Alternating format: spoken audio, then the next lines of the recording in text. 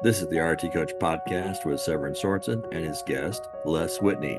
He is a Vistage Chair, executive coach, and author of the book, Cancer's Gift. This interview is recorded on December 22nd, 2023 via Zoom video.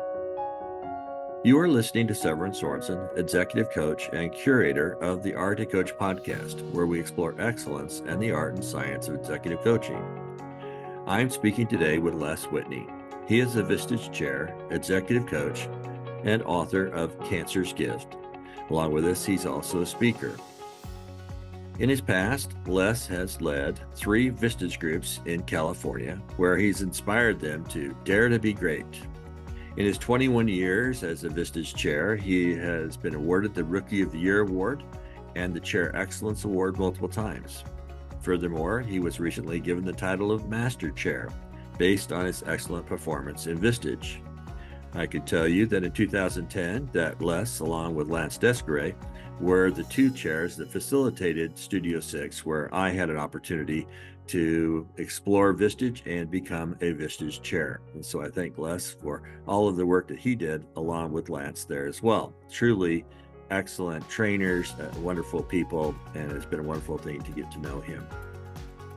Since 2008, Les has been training other chairs, helping them achieve maximum success in their roles. Before Vistage, Les spent 17 years running several successful small to medium-sized businesses. He was the CEO of Packmeyer Limited and the COO of Renaissance Doors and Windows, 2 highly successful companies. In 2018, Les was diagnosed with stage 4 lung cancer, and that metastasized to his brain. He has experienced brain surgery, radiation to his lungs, and 4.5 years of chemo treatments every 3 weeks.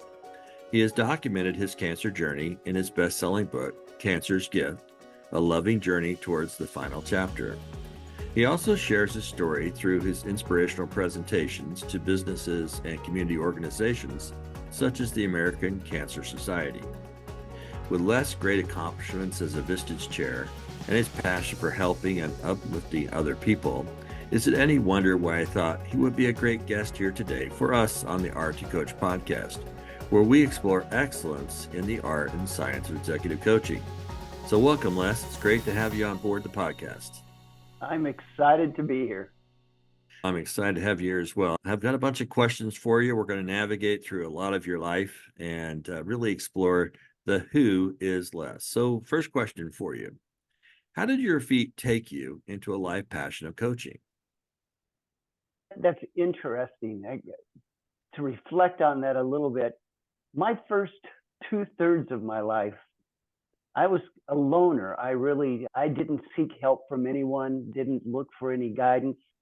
And about 24, 25 years ago, I was interviewed for a Vistage group. Back then it was called Tech. And I decided to join and see what it was all about. And my chair, my coach, Linda Hughes, opened my eyes to what coaching can be, what a whole different way of looking at life that included other people, getting advice, getting wisdom from other people. I always looked at myself as extremely successful in my business life. And once, I'd say within 6 months of joining the Vistage group and getting the coaching, I realized I had left so much on the table. I had missed so many opportunities because I was too involved in who I was and not open to input from other people. So that's what made me think I need to take this to other people and become a coach. So tell me about that process. You were obviously running companies when you started. How long did you continue running companies? And what was that transition to becoming, hey, I want to be a chair? The last 5 years of running companies, I was in a Vistage group and was being coached. And at the end of that, I started thinking, I don't get the joy and the satisfaction out of leading a business, leading a company, that I get out of working one-on-one with people who frankly are quite a bit smarter than I am and more driven than I am. And to be able to bring out in them what they don't see in themselves was something that just gave me immense joy. And I knew that was the direction I wanted to go in life, where I could help others achieve the greatness within them. That's awesome. So what was that transition like? Walk me through the steps. Actually, it was pretty abrupt. The last company I ran, it was Renaissance Doors and Windows, and I was a hired gun, and I decided I was done. I just turned to my wife one day and I said, I don't want to do this anymore. And I went in and told the board of directors that I was going to leave, and that was the end of it. And then I went to my Vistage group and I said, okay, what do I do with the rest of my life? And every one of them said, of course, you've got to be a Vistage Chair. And so I contacted Vistage. I went through the training, and then began the most difficult thing I ever did in my life. And that was building my first Vistage group. To get successful people to look at me as someone who could help them was a challenge.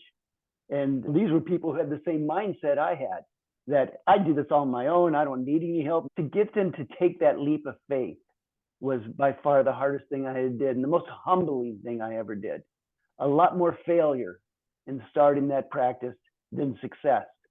And in fact, I don't think I became successful until I let go of wanting to be successful. Once I didn't care about the result, I started getting the result. Interesting.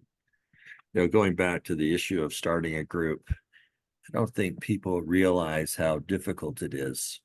They've done many things in their life, but they are where they are at the end of their career or at these transition points. And starting a Vistage group is like going back and taking your ladder off a high wall where you've been and going right back to first principles and setting out on a new wall. And there's no way to get through it other than climbing those steps and then rebuilding this practice. Is that what you found? That's exactly right. It was going to the beginning. And one of the most humbling things is when I was running companies, I was the guy, I had control of the checkbook. I was the guy. So wherever I went, people deferred to me. They looked up to me. And then the minute I walked in, I'm a guy starting a Vistage group, and I was nobody.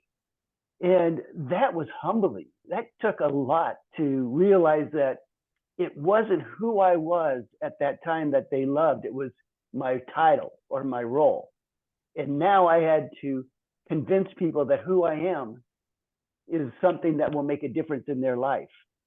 And it was a big transition and something that I am so grateful I went through.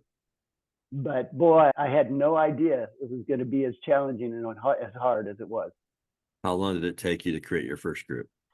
I was fortunate in that I was pretty successful right off. I left my training in December and had my first group meeting April 1st. I didn't know people, I hadn't networked, but I seemed to connect with the right people. And that seemed to work for me. And I did have a funny story. One of my Vistage members asked me if Vistage has a group called something advisors group. And this person asked me if I was going to create that. And I said, no. And he said, I think you should, because I just invited 40 people to my office to meet you.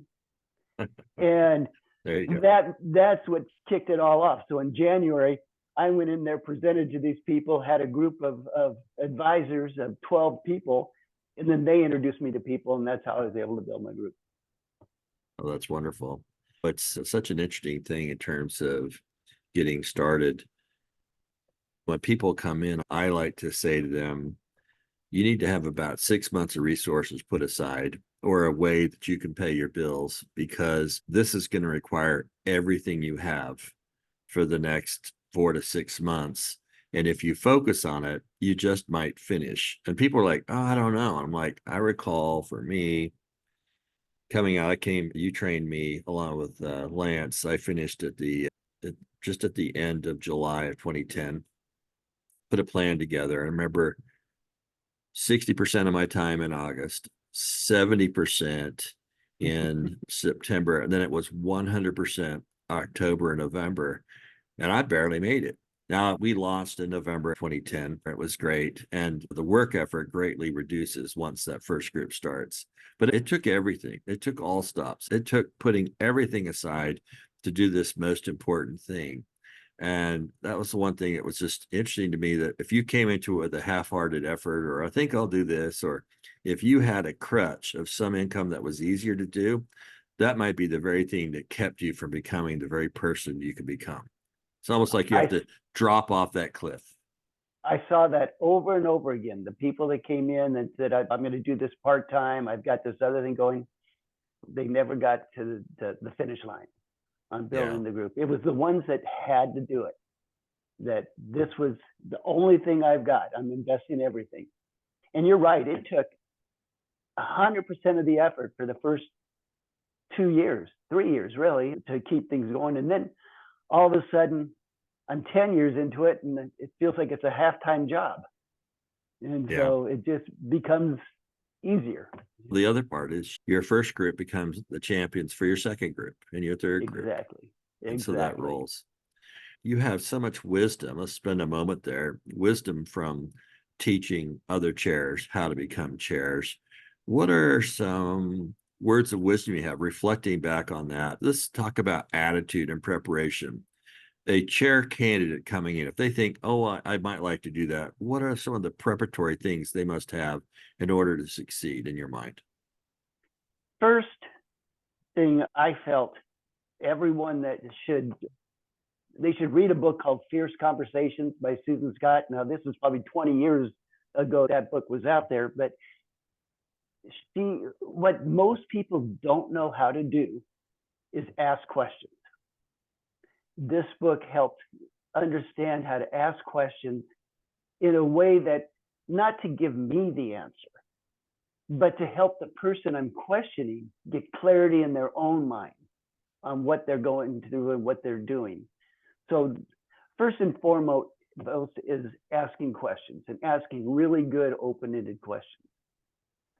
Second thing, I found that every single person I met with tried to make me a salesperson. They would say, okay, so what are you selling me? Why should I do this? And I would say, at first I would try to sell them, and that didn't work very well. And then I started saying, before we go there, I don't know if I'm even ready to have that conversation. So let me start asking you some questions about yourself. And one of the things I tried to do in every first meeting is ask a question that no one in their world would have the guts to ask them. And something that would make them almost stop and be shocked and think to themselves, I want them to think to themselves, who the hell do you think you are asking me that question? And if I could get that, I was 90% sure they were going to join me. And if I could just get that one question and get them to have that shock moment. Can you take me to any conversation, and if you recall that particular question, just to set the framework to give us an example? Here's a shortcut to what it would be. I would ask them, let's say, one of the questions we always ask is, where are you taking your business? Where do you want to be in 5 years? That typical question. And then I would then say, what is it about you? What have you done wrong that you're not there today? And they would go, wait, it's not about me. And I said, it's 100% about you. If you were doing it right, you'd be there. So let's figure out where you're in your own way. And so something like that, I would tell people, you will be great when you understand that your success is in spite of you, not because of you. And when you can get to that point, then you can make some things happen. So it's getting in their face in a loving way. I love that. I can recall somebody who actually ended up becoming a dear friend and a client. I had a really tough coaching conversation, and I remembered the training that you and Lance talked about. You've got to go deep. You've got to ask the hard question. For whatever reason, I just felt a lack of coachability, at least initially. And I said, I don't know if you're coachable. And he go, what do you mean? Wait, I'm not coachable. I go, let's go ahead and schedule a meeting and I'll give you a test drive and we'll have some hard questions and we'll see. So he pulls out his calendar and there wasn't a date in the next 90 days we could meet. But there was fishing. There was all this recreational time. I could see the calendar. All right. I just asked the hard question. I said, listen, I go, I'm wondering about coachability. You have busied your life with all of these things, and I see lots of fun, but we're here talking about your business. What are you running to, and what are you running from? Oh, did he get angry with me? He really got angry. The meeting was over, and I said, I want you to think about that today. I just let that hang. He thought about it over the weekend. He called me up that next week. Nobody talks to me that way. I said, okay. And you are wrong. I'm going to prove you wrong. I said, okay, we can work with that. He says, but you're going to be my coach because no one is in my life who could talk to me this. I need this. And it's been a wonderful thing. And he called me 5 years after that time because I want to thank you. And I had been all over the world with him. I went to China to visit his factory and his people, which, by the way, was interesting. He had a campus where he could have 1,100 people there. And I think there were about 850 on campus that day. And he introduced me, says, I want you to meet my chair, my coach. And they were all like, oh, and I thought, wow, what an interesting thing. And so 5 years later, he said, listen, I've just sold the 2/3 of the company. I'm retaining a third for another bite at the apple and it was a really large number in the medical pharma space. He goes, I just wanted to thank you.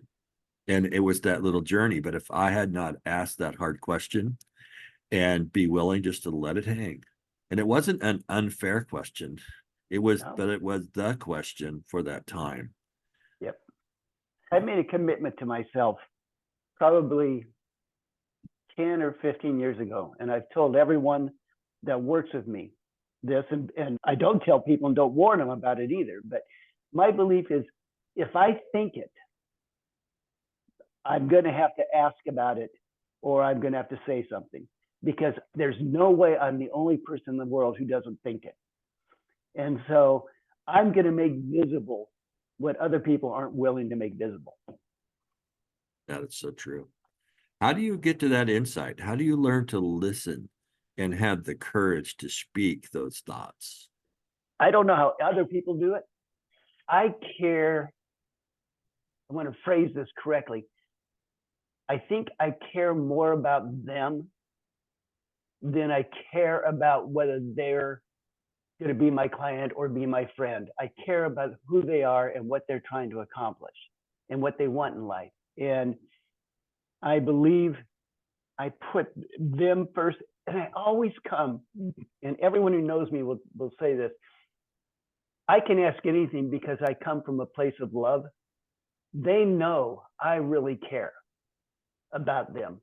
And so when I asked a member, it looked like he was having an affair. And I asked him about it. And he was shocked and appalled and said, yeah, I'm about to start it. And I said, okay, let's talk, because that's not a direction I think you want to go. But if I saw it, hundreds of people were seeing it. And he needed to know that was going on. I'm your coach. It's not a place of judgment. But who do you want to be? Do you want to be the person that goes with them? That's your choice. Do you want to be the person that you have professed to be? You tell me what you want. I will help you be that person. Absolutely. You'll make the visible visible because it's there. Yeah. This brings up something. Not only can I not coach the uncoachable, I can't coach people who I'm out of alignment with. Have you noticed that for yourself? Absolutely true. Oh, I've had clients that have lasted 1 or 2 months and instantly knew that this is not going to work. Our values are different. The way we see the world is different. And I can't help, I'm not going to judge how you see the world, but I can't help you because that's a direction that I can't go with my life. Every person I coach becomes part of my life. They're part of who I am. Yeah. We've got to be in alignment on values. And 99% of the people are. It's just those few that aren't. Yeah. So important. Yeah. Les, we're going to get into your book and other things in a little bit, Okay. but one of the things I have enjoyed interviewing chairs is to discover their roots. How did they get to where they were? So one question I'd like to ask is, in your youth, did you have a job? You might not be a formal job, but a way that you created money. And what did you do? My path, I believe, has been very different from most people. My dad was out of the house and really not involved in my life after I was 8 years old. And in fact, in my life, I think I spent 2 weeks worth of time one-on-one with him in my entire lifetime. So I really didn't have a relationship there. When my parents divorced, my mom decided she was going to go and get her college degree and she was going to work full time to support us. So I was 8, my sister was 11, and we had to take care of ourselves. We had to raise ourselves. And my sister and I went 2 different directions.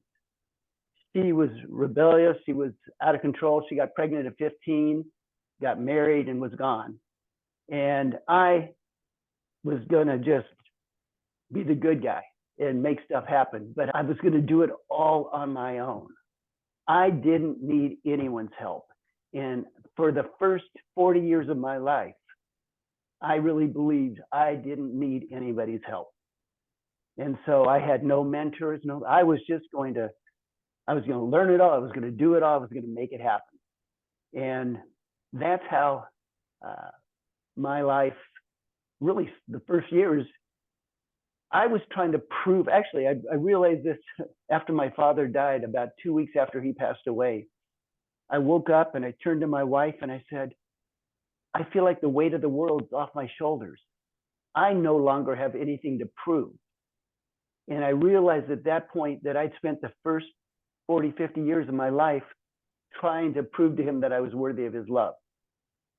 And everything I did was to accomplish that subconsciously. And when I was able to let go of that, I became so much freer and so much better at everything I did when I stopped needing that love and that appreciation. Isn't it interesting how at an early age, so you were 8, I was 6, similar life experience happens, that you make these choices with your 8-year-old brain, 6-year-old brain, and it anchors you in your life until you get to the point where you're like, wait a minute, I'm being bound by this construct I created as this young person. Is that serving me? And you unpack it, and then suddenly you find the peace to move forward. How did you find that peace? Was it a self-recognition? Did you have coaches help you, counselors or others? It was actually, for me, it was self-recognition, but that's the journey. So I've been involved with Vistage now for about 25 years as a member and as a chair. And that growth, one thing about being coached and coaching is I learned how to look inside. I learned how to look at what motivated me. I learned to look at my biases and my belief systems. And I learned to question them. That's when I went back and started saying, why am I like I am? Why am I triggered by the things I'm triggered by? What are my beliefs around all these things?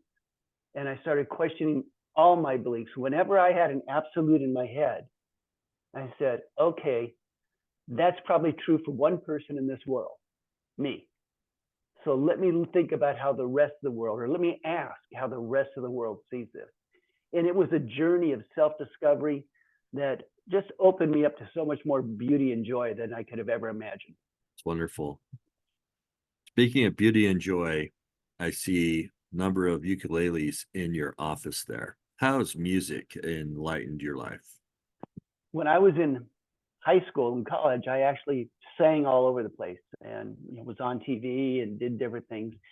And I played the little guitar. Then 2 weeks before my wedding, I was playing a game called Over the Line. It's a game you play in California where you have a hard ball and you play barehanded. And I blew up my finger on this hand and I couldn't move it. I had surgery, 2 operations on it, but I couldn't move the finger for the next 20 years. So I couldn't play any music. Then one day I said, oh, I can play a little bit, so I'm going to learn how to play the ukulele. and started working on it. And it was a struggle to get there and get to playing.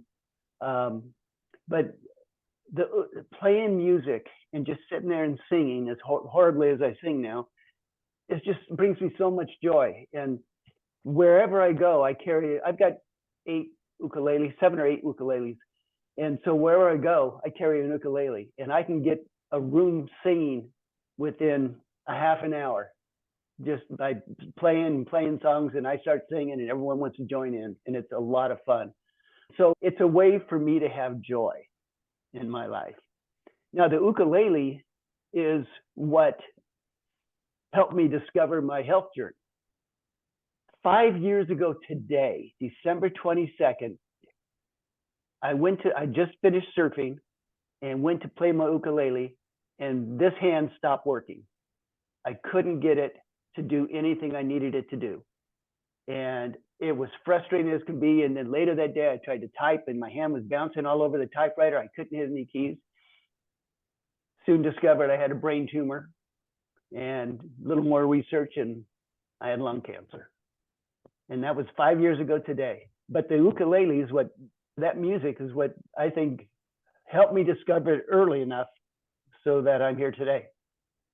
Talk to me about the cancer. You've just shared the opening lines. I recall when I was reading your book, Cancer's Gift, you describe a couple of the situations.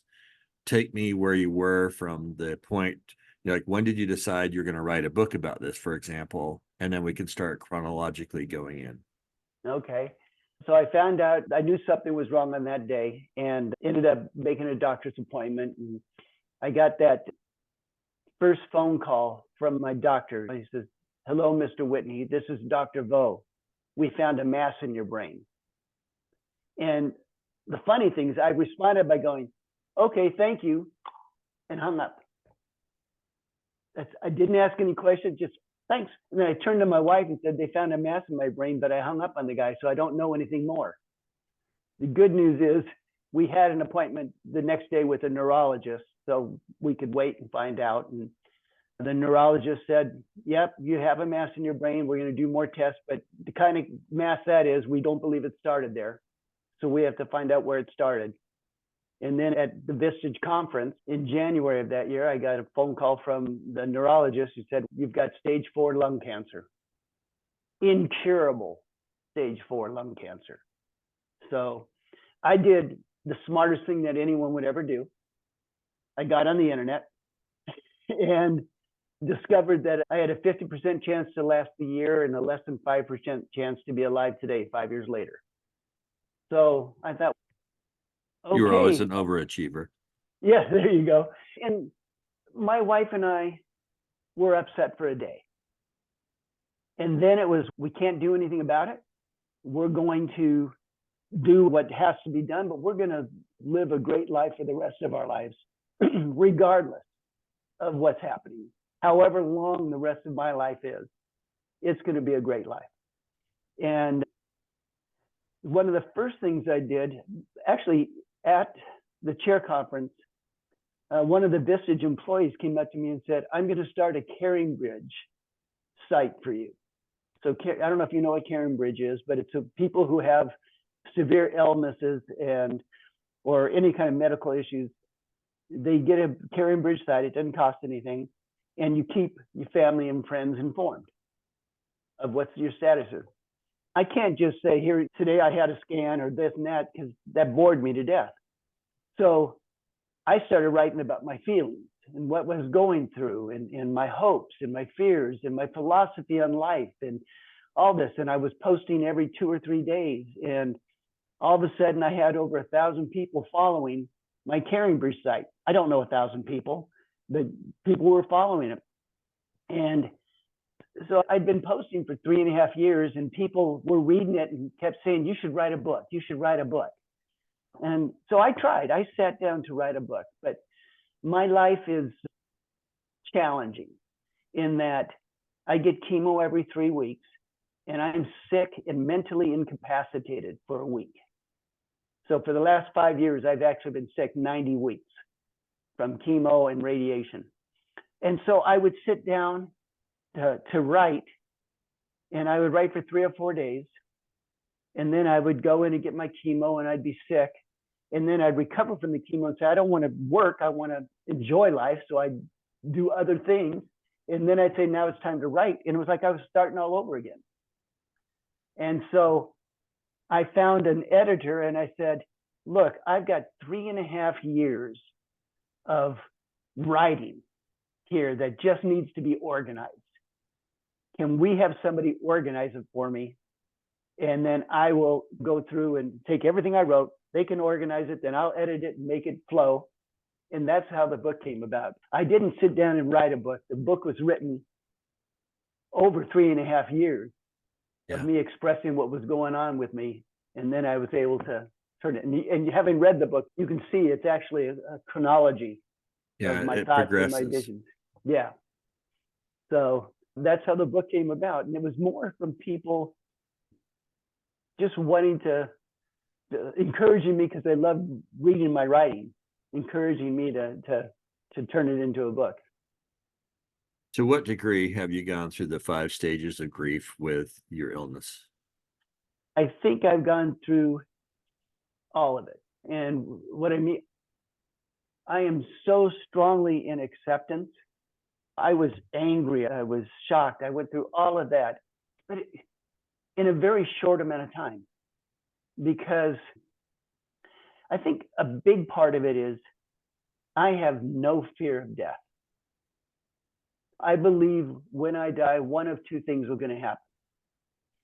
I'm going to be what all the Christian, Muslim, everyone believes, that there's a better life there on the other side, and that will happen. Or I'll be dust and worm food. And either way, I'm not going to miss anything because I'll be gone.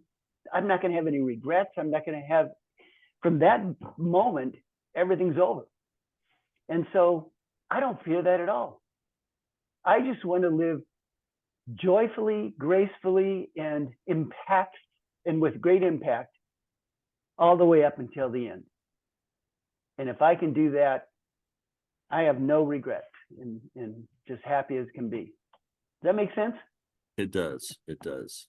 Yeah. So you have donated a lot of time to the American Cancer Society, to others, even writing the book and so on. Tell me about this journey of helping others. I had no expectation that I could have an impact on other people, on their view of the world. Everything I'd ever done was more or less one-on-one through coaching. I knew I could do it that way, or through my Vistage groups in the group environment. I had no idea I could have a bigger and greater impact.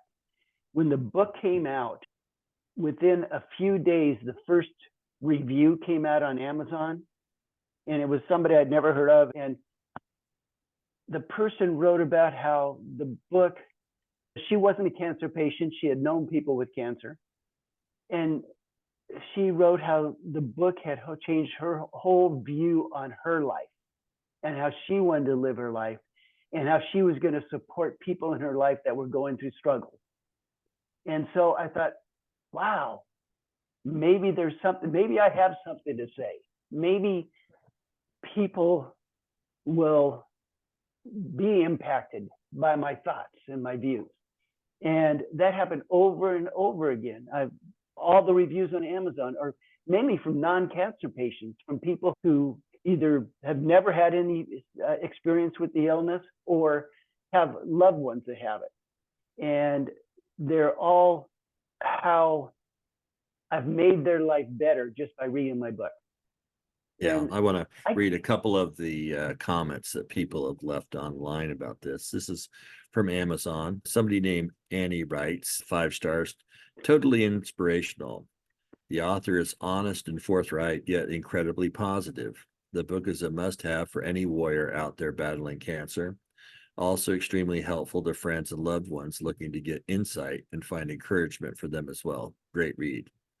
Another one, Dan Barnett writes, 5 stars. Wow. Powerful new lesson about improving your life. Les' cancer story is amazing, but the book is a powerful story for all of us on how to live a great life. It is hard to put this book down because it's packed with action-oriented, real-world ideas about relationships, travel, talent, and interacting with people who do have cancer. This book is less about cancer and more about living. Les is someone who has been coaching CEOs to success for decades, and in this book, he brings that knowledge to all of us. You are a better leader of your own life, and here are the real ideas of your personal success. A powerful and meaningful book for anyone looking to grow as a person. That, and it's just echoed so many different times by other individuals there.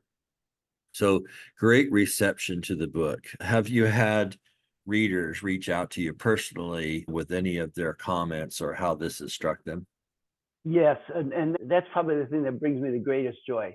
I'll give you an example. I put 5 books in a local bookstore here in San Clemente, where I live. It was roundabout because the guy had to find me. But this man called me up and said, I have to have coffee with you. I have to meet you, because he was going through cancer. And he said, I was in the depth of depression until I read your book. And I just want to meet you and find out what this is all about. And so he and I now have met several times, and he's passed my book out to lots of people, and it's just been wonderful in that regard. Yesterday, I was visiting one of my ex-members, and he had a woman who was going to house sit for him for the next month. He was going to Hawaii. And he asked me if I could give her a book. So I said, sure, I'll give her a copy of the book. I signed the book, I handed it to her, and she sat down and started reading it. She called me this morning with tears in her eyes, talking about how meaningful the book was to her and that she needed something like that at this time in her life.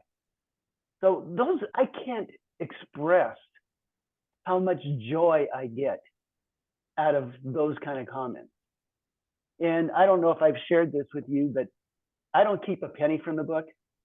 100% of the profit from the book, of the revenue after the cost of publishing, goes to either the American Cancer Society, CaringBridge.org, or the Rotary Foundation. I donate every month. I donate to all 3. And the same thing when I speak. When I get paid to speak, after my expenses, if there's travel involved and everything, the remaining balance goes to those 3 charities. Because I don't want anything for it. I just want to make a difference and make an impact. It's beautiful. I had a chance to go through, but I've actually gone through it twice. Cherry picked 2 chapters this last time. Interesting going back and looking at the pieces that I underlined that I thought were important. And I guess it goes to show on my short-term memory. Oh, I didn't realize that. I underlined that. But great wisdom there, and certainly great insights. Now, clearly, the book I read had a defined chapter, and life goes on. What have you learned about yourself and your experience since the book was published? What would that next chapter be if you were to write it? Still learning and growing. I'm still experiencing life to the fullest. My body is breaking down. I'm now a diabetic because the chemo has destroyed or screwed up my liver a little bit. And so I'm taking pills for diabetes. I have a heart murmur now. And I've run 11 marathons. I've walked the Camino de Santiago, 500 miles across Spain. I've done, you name it, I've done it. And yet now my body's breaking down. On January 5th, I'm having surgery on my right eye because my retina has been destroyed by the chemo. So I'm seeing all of these things happening to me. And yet I still find possibilities. I still do what I can do, and I still can find joy in every day. And I don't let what I've lost bother me. I recognize it, but I don't let it bother me because I still can focus on what's possible. I know in the book, I don't know if you remember this part, but I talk about perfect moments. It's something actually came out of the book Chasing Daylight by Eugene O'Kelly, who was the chairman of KPMG. He was diagnosed and given 90 days to live, and he wrote about his last 90 days. In fact, his wife wrote the last chapter in the book. He died on the 91st day. One of the things he talked about was looking for perfect moments, little moments that bring joy and happiness that we see every day. Every single day, there are perfect moments. And yet we usually brush them off as, oh, that's nice. As opposed to what my wife and I now do is we stop, we say, look at that, or wasn't that amazing? Isn't that wonderful? And we say to ourselves or to each other, that was a perfect moment. And doing that every day makes our lives so, two things, makes our lives so filled with joy and happiness and excitement that we can share these perfect moments. But the other thing is, by wanting to see them and be aware, I am so much more present to today. I am not off somewhere else. I am completely focused on what's happening to me in the moment. And I wish I had been like that 50 years ago, because there's nothing more joyful than being present all the time. As they say, it is the precious present. Yes. It's a wonderful thing. So it sounds like you're a writer. Did you write journals in your life? The first time I ever wrote was when I walked the Camino de Santiago, and I just wrote. When I write about what I see, but more I write about what I'm feeling and what emotions come up for me. And I write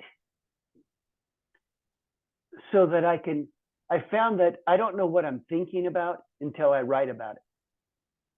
And so by writing about it, I all of a sudden get everything that's going on in my brain out on paper. And then I never edit what I write. I just write it one pass and publish it. And no, I didn't write when I was at any time in my life until now. And again, all my writing is from the heart.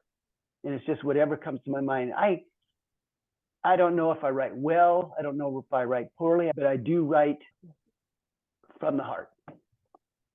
They say that where your love is, there your heart is also. And love could be translated to be time. What are the things you spent the most time in your life on? I think all my life, most of my time, my most valuable time was one-on-one with people. That's where I found the most impact. That's where I was always the most present. I felt like I was valuable. And I think those things made it so, I think that's where I find the most joy, just that one-on-one conversation. Even when I was running companies, it was always the one-on-one that made a difference. I have not young anymore, 3 people that were my employees at 3 different companies before I joined Vistage, that to this day call me every Father's Day just to thank me. And that's pretty cool to have that kind of impact on people, that they think of me every year in a fatherly kind of way. That is a wonderful thing. Speaking of being a father, talk to me about family. What do you remember? What are the great days with family? Unfortunately, family has never been a big part of my life. And I mentioned that my mom wasn't around much. My dad was gone. My sister was gone at a pretty young age. And it's interesting because my wife's family, not similar, but that relationship wasn't there either. And that's why neither one of us had any desire to have kids, because, for us, childhood wasn't a great experience. So family wasn't a big part of life.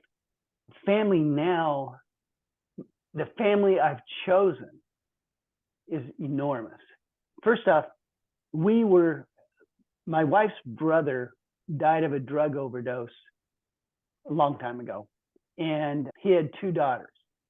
And a few years after he died, his wife ended up going to prison for some stuff. And the two daughters were living with grandmother, then grandmother died. And we tried to take both of the daughters in for us to raise. And only one of them came with us. The other one went with another aunt. But Athena became our family. She became our daughter. And it was really interesting. We had Athena from when she was, I think, 14 till she was 21. And my wife and Athena were like that, just beating heads the whole time during those days. Now you look at Athena and she is the mirror image of my wife. Her mindset, her philosophies, and the two of them are so tight and so close and so much love. So being able to give her a start in life that she wouldn't have had otherwise means the world to us. She is our daughter and we treat her like our daughter. And she treats us like her parents. So it's worked out really well. So that to me is family. My sister is my family as well, in that she and I, of course, went through the same upbringing. And my sister's my hero. And if you have time, I'll share my story about my sister. I've mentioned before, she was pregnant at 15 and married at 16. And the man she married was in the Navy. He was 21. And they've now been married for 56 or 57 years. They moved to New York, where he was from. She had another baby. And then they moved back to California. And she decided, she had dropped out of high school, and she decided she wanted to get a high school diploma. So she got her high school diploma and then got a job as a teacher's aide. And so she thought, if I'm a teacher's aide, I should get a college degree. So she's doing this. She had now had a third baby. And then a few years later, while she's working on her degree, her second oldest got someone pregnant at 15, and she raised that child. So she's raising all these kids and her grandkids, and she's going to college, and she finally gets her college degree and decides she wants to get her teaching credential. And this is over a lot of years because she's got all this stuff going on. She gets her teaching credential, becomes a teacher, then gets her master's degree at, I think she was probably getting close to 60 years old when she finally got her master's degree. This woman, talk about perseverance. Vistage has an award called the Les Whitney Perseverance Award that they give to a chair now. But she's the model of perseverance, not me. She's my family, and I so admire her, and she's my hero. And anytime I feel like things are too hard, I think about what she's been through in life, and I'm amazed and inspired. Life is an unwritten story, and we can create that. So it sounds like she has great perseverance. That's wonderful. Tell me about service. Tell me something you've done, and this is pre-cancer, something you've done that taught you service is something that you get joy from. That's interesting, because service has been a part of my life right from the beginning. In my first job, I decided I wanted to be involved with the Special Olympics, which is special needs kids, or actually adults more than not. And it's all sports oriented, and I was very much sports oriented. I would spend 2 nights a week and 1 day on the weekend coaching and running their sporting events and working with these wonderful people. Their appreciation for the fact that they're getting opportunities to participate in sports and enjoy life and things. And some were really challenging people. And still to get them, I've got so many fun stories about the different people we worked with. But it's something that then my wife joined me, and we both were able to participate. And I ended up running their local big events where we'd have 700 athletes and 1,000 volunteers trying to coordinate all these different events going on throughout the community. Coached, I refereed, and that was a part that gave me joy. Then I've also been involved in service clubs where we're involved in helping the community every way we can. And I try to spend, I don't know, at least 5 to 10 hours a week doing something in service to the community. That's wonderful. What a great example. Looking back on your journey as a coach, this could be anything in your life. What's a lesson you learned recently that you wish you'd learned earlier on?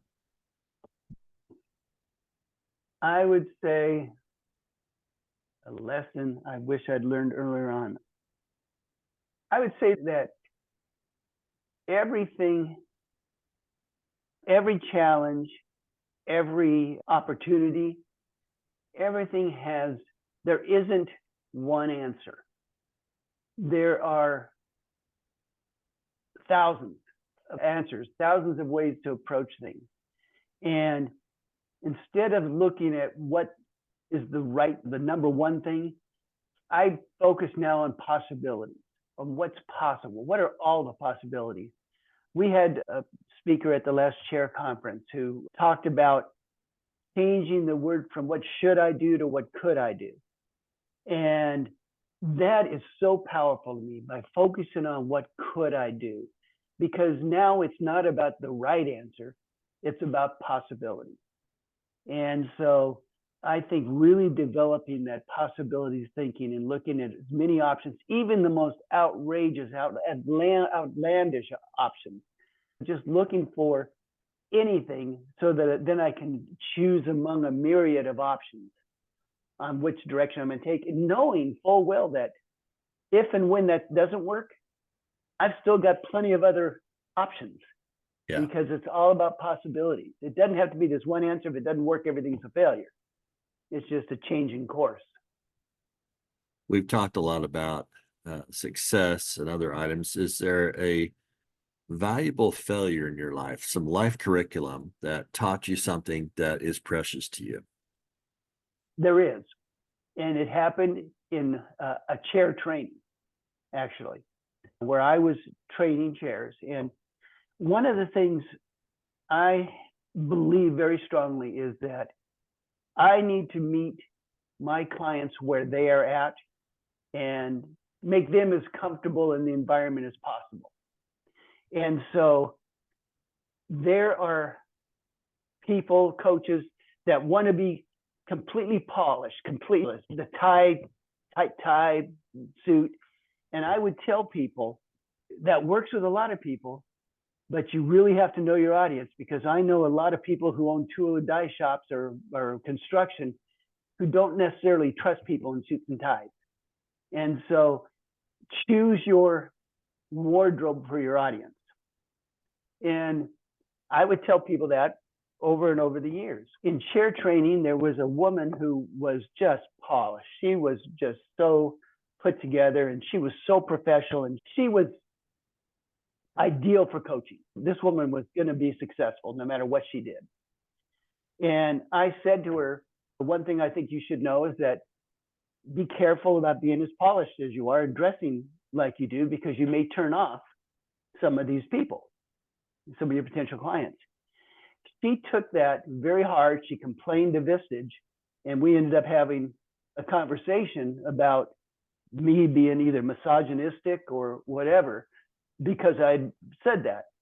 And I realized two things from that. Number one, context matters.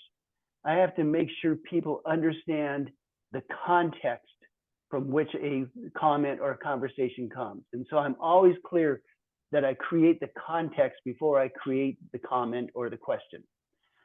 Second thing that I learned is I don't need to be responsible for what I say. I have to be responsible for what is heard. And so making sure that I understand what people hear me say as opposed to what I think I say is a key. And both of those have stuck with me ever since that moment. You bring up a big issue. We could talk for hours on that what we say is one thing, what they hear is another. And that's why coaching and asking questions and making sure what is heard is understood in the framework is so important. So that's a great takeaway there. Moving forward, do you have any quotes that you use or have inspired you over time that kind of become your little guidelines? I don't really deal with quotes. There is one that just pops up, and that is you get what you tolerate. Because so many people say, this is what I want. And then, first off, being a leader in a company is not difficult, but it's hard. And what I mean by that is it's just not difficult to talk to people, to make things happen, to create a vision, to create it. To me, that's not difficult. What's hard is the consistency, is to be true to my values every moment, even when I'm already doing something else. And so the get what you tolerate is, so many times we'll say, I don't want people to come in late, and then I'll be busy and someone comes in 10 minutes late and I'm too busy to deal with that right now. And so all of a sudden I tolerated it, and now it's okay to be 10 minutes late.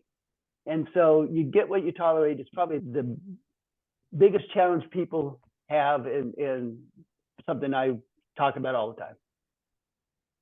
Thank you. Speaking of from the heart, I have written a number of journals, particularly in my youth. And then there's a time where I stopped and I thought, no one will ever read all this.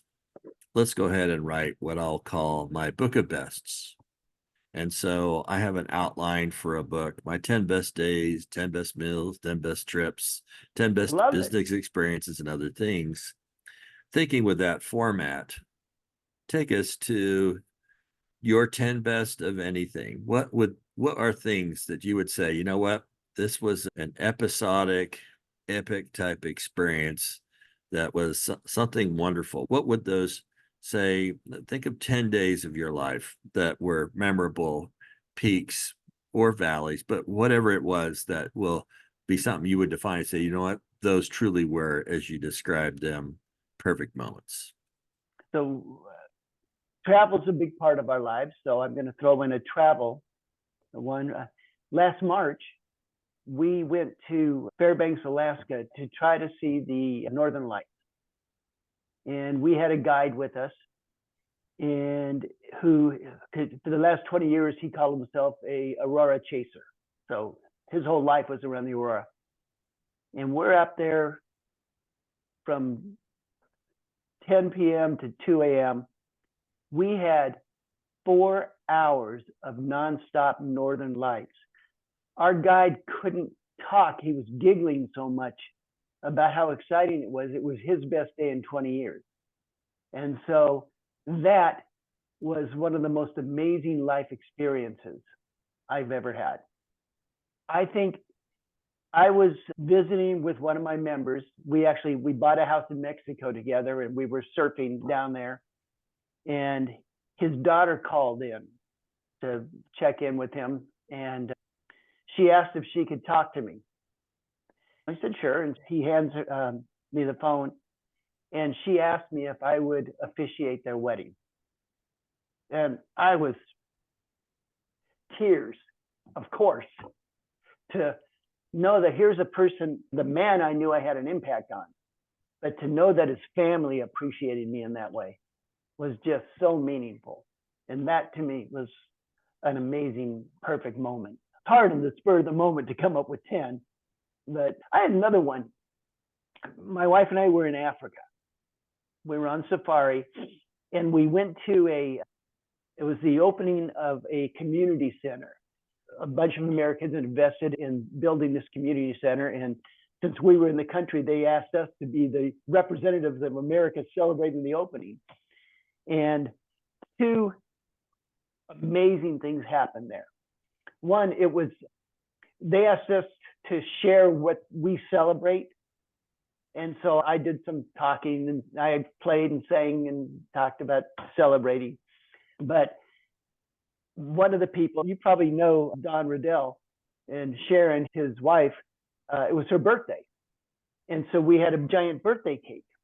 And the matriarch of this village, this beautiful woman, probably 65 years old, she was all decked out in this beautiful African garb. And she had never seen a birthday cake before. So I went over, grabbed a plate of the cake and brought it over to her. And she just reached in, grabbed the cake with her hand and shoved it in her mouth. And it was the most beautiful, her whole experience, it just filled it just filled me with so much joy. That same day, we are all standing around. There's our group of 20 people, and there's probably about 200 people from the community. And there was this little girl, cute little girl across the room. And I looked at her and smiled, and she smiled at me. And then I went back to my conversation. And all of a sudden, this big thud against my leg. And I looked down, and this little girl had run up to me and just went and grabbed and hugged my leg. And I went down and held her hands and talked to her. We didn't speak the same language. But for that moment when our eyes met, did something to her where she had to come over and hug me. And oh my God, fill my heart. That was such a beautiful moment. So I could probably go on and on as stories come to my mind, but are those three good enough? Those are good ones. Let's go back to music. Music has been such a big part of your life. Yeah. Share with me a powerful moment that was a highlight, like one of the best musical experiences of your life. Actually, I met my first love while we sang together. And she and I would sing at weddings and things like that. And we were part of a singing group. This was my senior year in high school. We were asked to sing with a local celebrity, a guy by the name of C. Jones. Our group with him sang on a hour-long Christmas special. We sang a bunch of songs, and Candy and I did a duet on this show, and that was pretty cool to be on live TV and do that. So I would say that was a special moment. I'm really not that good of a singer. I'm better for background. So I'm definitely not a soloist. I don't have a beautiful tone in my voice. I can stay on pitch, but it doesn't sound that good. So I'm more a background or harmonizer. Yeah, it's great. I know you're also a surfer. Take me to the best day ever surfing in your life. Oh my goodness gracious. The best day ever of surfing was down in Zihuatanejo, Mexico. The waves were probably 10, 12 feet, so pretty big, powerful waves. We went down for this surfing, and I had never surfed anything bigger than 5 or 6 feet. And to see these things, but they were such perfect form that I could ride them forever. Just to be out there and take off in a wave and know that I could continue to ride it forever was just, there's so much, I'm walking on water. There's so much joy and happiness in surfing. I'll tell you about another experience that was a humiliating experience to a degree. I was out surfing in Kauai at Hanalei Bay, and it was small waves, small day. And my buddy and I were paddling out, and this was after I started having cancer, so I didn't have endurance, and everything took me a while. There's a very famous surfer by the name of Laird Hamilton. I had taken a wave, and I was paddling out, and he comes by on his stand-up board, and he looks at me and he goes, "Boy, you're breathing awful hard for a guy who just rode a short wave." And I thought, oh, okay, I can say something to this guy. But here I am, one of the most famous surfers in the world, kind of calling me out. So that was a humbling experience. It's fun, though. Those are great experiences. Yeah. Take me to an experience of coaching, something that takes you back and said, this was a great day. Let me talk about Fred. Okay. So Fred was, he's a person that is very successful, done very well. And every time I would come in, he would start by saying, "I don't really expect much out of today. I don't think you can help me." And at the end of every single session, Fred would say, "I always underestimate you. I feel so much better. I feel so much in the right place. And I don't know why I keep underestimating you." That's a fun part of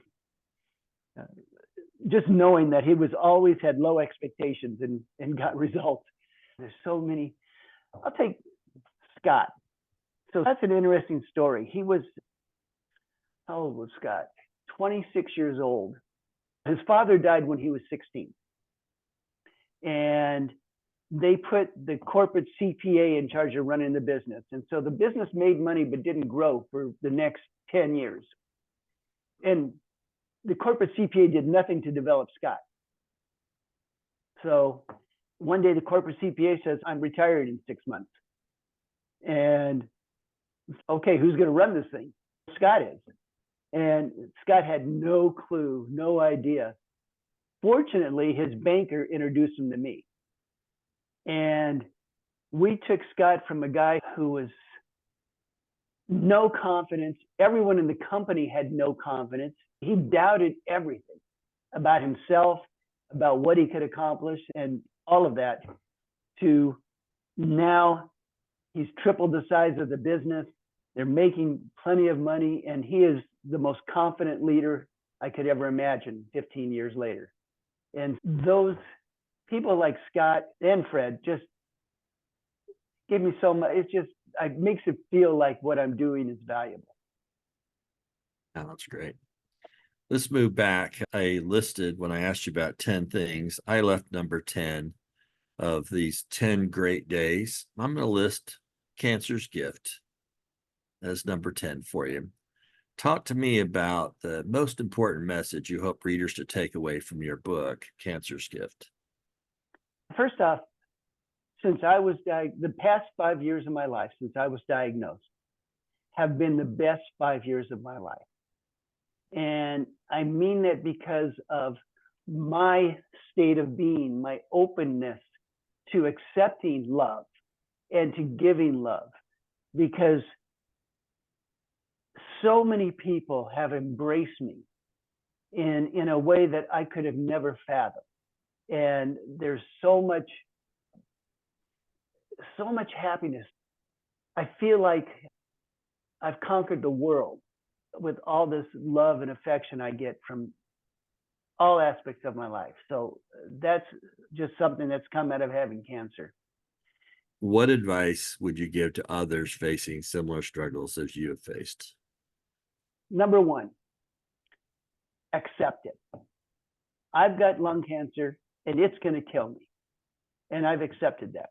I can't change it. So there's no point in dwelling on, oh, what did I do wrong? Oh, I wish I hadn't done that. I can't wish for a better past. My past is my past. It's what got me to where I am. And I can't worry about, right now I'm feeling great, but gosh, what if tomorrow it gets worse? That's tomorrow, so I don't have to think about it. It's just accept what I've got and live for today. So that's number one, is acceptance. Just, if we can just, I've got cancer. Okay. There's nothing, we can't cry about it. There's nothing to worry about. It's just going to happen. And it did happen. The second thing is, so many people with cancer go into this internal ball. They say, don't tell anyone. Don't let anybody know. And my belief is, share it with the world, because everyone in your community wants to help. They want to be engaged. They will have all kinds of ideas and wisdom for you and helpfulness for you. Please, if you've got any kind of serious disease, share it. Don't hide it, because it just puts all the pressure on me as the patient or you as the patient, and it doesn't allow people in your life. I spoke to a group about a month ago, and I was talking about the importance of dialogue, about talking about it. And this woman just started crying. And I said, time out, what's going on with you? What's happening here?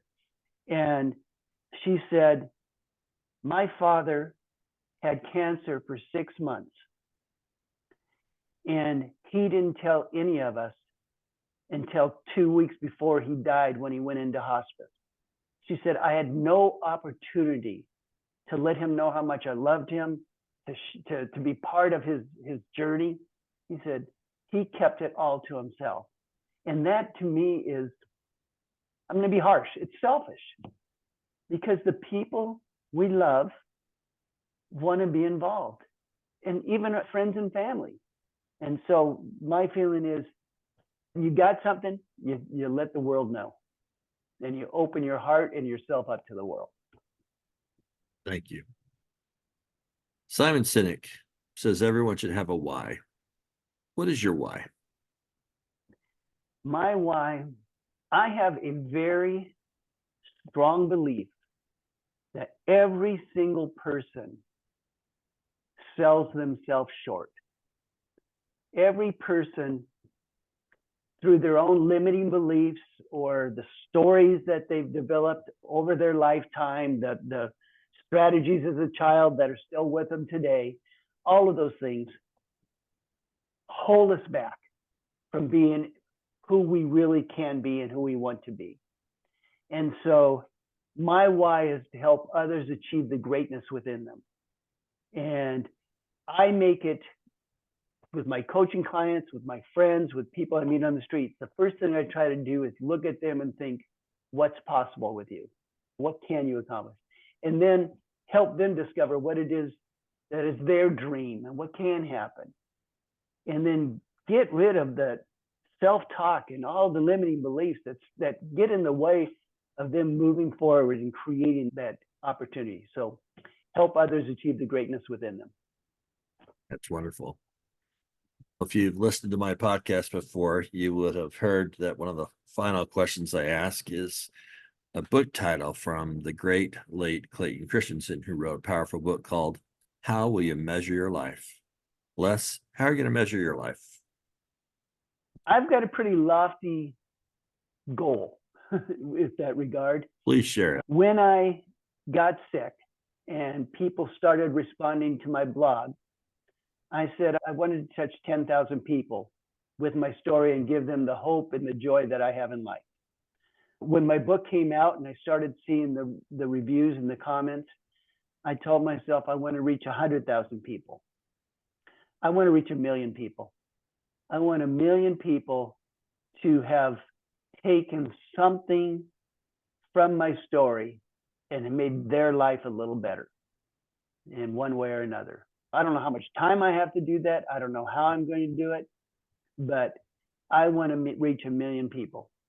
Let me help you echo that. We have this month over 30,000 downloads of the podcast. So we're going to start putting this message out.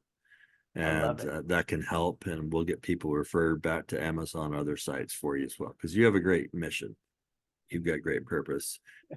So what message would you like to leave for your loved ones or our listeners today? What message would I like to leave for them?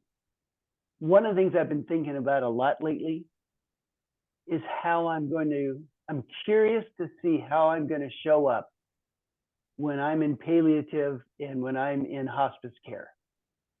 I just want everyone that I've touched or has touched me in my life to know that I am so grateful for everything, every experience, everything I've had with them and for them. And to have been able to have shared a small or a big part of my life with these people, I can leave this world with a smile on my face, knowing that the joy has gone both ways. Great. Let me give you a thank you from me. I mentioned that you and Lance were there for me back in Studio 6. That was a great time for me. You modeled great behavior. Lance modeled great behavior. Your colleagues that go through with that, many of my colleagues are still Vistage Chair. You create great bonds. But you started a journey there for me, a journey of excellence, a journey of listening, a journey of asking challenging questions. Quite frankly, when I saw that initial script of you might do it this way, I'm like, really? And I thought you and Lance modeled something that not only echoed with me and resonated, but helped me become a chair, which for me was one of the greatest things that I've done in my life as well. I love it. So thank you. Thank you. Thank you. And then if we're going to share, thank you so much for all you're giving back to our community. You have become a leader in the Vistage world now, and a big influencer in our world. And you have taken the gift that is Vistage, and now you're carrying it on to others, and you're passing it on, and you're doing so much for so many more. And to me, that's what it's all about. It's not about you and being your own success, but it's about giving it back and moving it forward. And I see you doing that all the time. I'm so pleased that I was with you at the beginning of this journey. You've gone well beyond anything I could have dreamed of you becoming and doing. Thank you so much. It's hard for me to hear words of accolades. I'm always focused on it. I want my work to be the thing I'm known by, but I appreciate the kind words and the favorable words there. I have reached the same point where others, when I came in, for me, it was a job. This was something to make money. It was something I thought I could be good at. I came from the management consulting track, so it was lots of telling earlier on. But over the process of chairing, there's a refinement. I talked to Ozzy recently. It's the crucible. The teacher becomes the refined, and you become in a better place where it's, you know what? All I want to do is help people. Yeah. All I want to do is uplift people. And I see it in your journey. I don't want this conversation to end, but all things end. And it's been a beautiful time. So I have a final question for you. Yes, One sir. you probably asked many times. What is the question I have not asked you that would tell us more about you? I've thought about that question, and I think it's about relationships. And I would not be the person I am. I would not have the impact I have if not for my relationship with my wife. Teresa has been my rock. She's there for me in any way. She tolerates my craziness, and she's just by my side all the time. And our love has always been strong, and it has just grown immensely since I've gotten cancer. To have someone who is so much a part of who I am and how I show up has just been the greatest thing in the world. And in fact, I don't talk about my cancer, it's our cancer. This is our journey, because frankly, it's harder on her than it is on me, because she's going to be here after I'm gone. She's going to have to go on missing me. I'm not going to miss her because I'm going to be gone. And so it's so much harder on her. I so appreciate just the love and how much we can do together in the bond that we have. Those are wonderful words.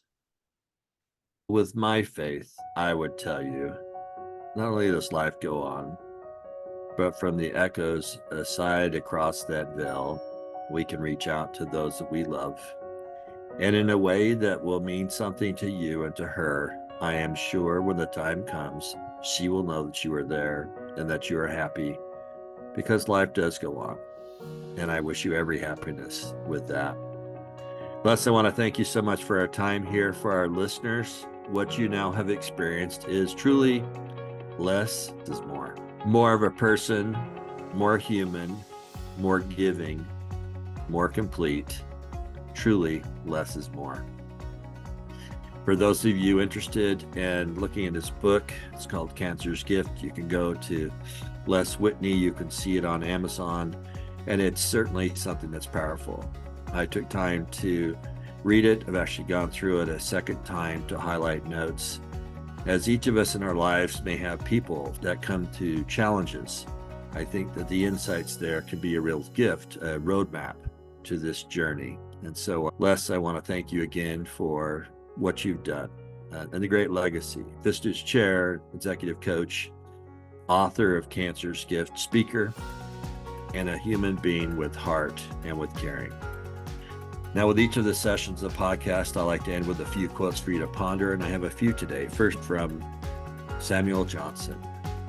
Great works are performed not by strength, but by perseverance. And this is what we're seeing with Les. From Bob Riley, hard times don't create heroes. It's during the hard times when the hero within us is revealed. And you can see that in the journey that Les has done. From Lila Kibidi, helping others isn't a chore. It's one of the greatest gifts there is. And bringing it back to music from Bob Marley, the greatest of a man is not how much wealth he acquires, but in his integrity and his ability to affect those around him positively. And to that I say amen. So putting an end to this podcast, until next time, be your best self. Seek to uplift others, be good, and do good. You have been listening to Severin Sorensen and the Arete Coach Podcast, where we explore excellence in the art and science of executive coaching today.